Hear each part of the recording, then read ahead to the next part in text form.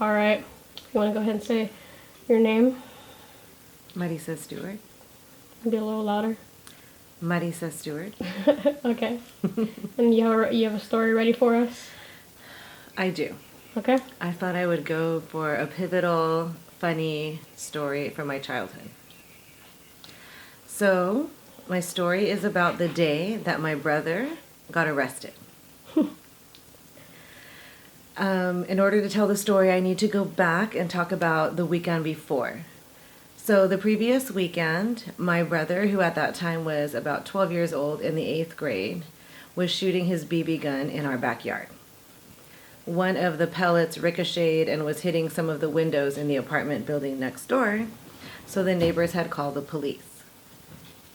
The police came to the house and attempted to speak to my brother, who was sitting on the front porch of our house. It was a big old Victorian house, and the house was set far back, but there was a picket fence around the house. So my brother sat on the porch and watched our Doberman bark at the police at the picket fence who were requesting to come in, and laughed at them. My parents were not home, or maybe didn't know that it was going on. I don't really remember.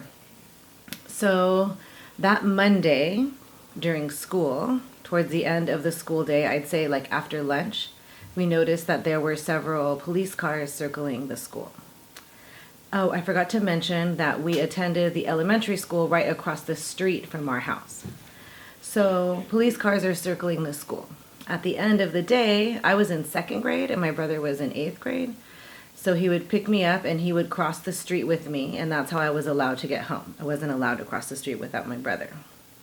So we stepped off of the school property and were getting ready to cross the street when all of a sudden we were surrounded by police who took my brother down to the ground and arrested him, right as the school bus was pulling out of the parking lot.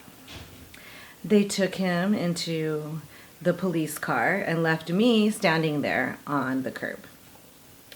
One of the parents that we knew from the neighborhood eventually helped me cross the street, and I was able to report to my dad, who was home, what had happened.